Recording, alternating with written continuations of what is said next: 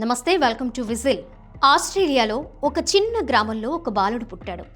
కానీ అతనికి చేతులు లేవు, కాళ్ళు లేవు. డాక్టర్లు కూడా ఆశ వదిలేశారు.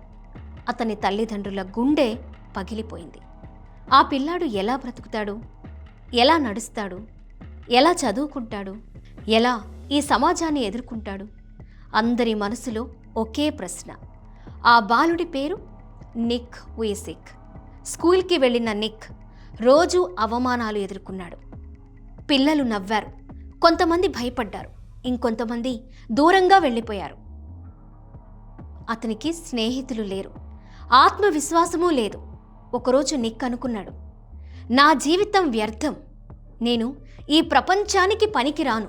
అతను ఆత్మహత్య చేసుకోవాలని కూడా ప్రయత్నించాడు. కానీ అతని తల్లి కన్నీళ్లతో అతన్ని ఆపింది. ఆ రోజు నిక్ తనతో తానే చెప్పుకున్నాడు, నా దగ్గర లేని వాటిపై కాదు, నాకు ఉన్న దానిపై దృష్టి పెడతాను. అతను నెమ్మదిగా నేర్చుకున్నాడు. ఎలా రాయాలో, ఎలా ఈదాలో, ఎలా కంప్యూటర్ వాడాలో, ఎలా మాట్లాడాలో. అతను తన లోపాల్ని తన బలంగా మార్చుకున్నాడు. ఈరోజు నిక్ ప్రపంచం మొత్తం తిరుగుతున్నాడు, లక్షల మందికి స్పీచ్లు ఇస్తున్నాడు. ఆత్మవిశ్వాసం నేర్చుకున్నాడు, జీవితానికి అర్థం చెప్తున్నాడు. చేతులు లేని మనిషి లక్షల చేతులను పైకి లేపుతున్నాడు. కాళ్ళు లేని మనిషి లక్షల మందిని ముందుకు నడిపిస్తున్నాడు.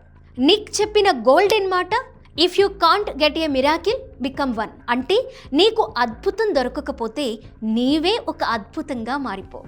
నిక్ కథ మనకు చెప్పే పాఠమేంటి? నీ దగ్గర ఏం లేదో కాదు, నీ దగ్గర ఉన్నదే నీ శక్తి.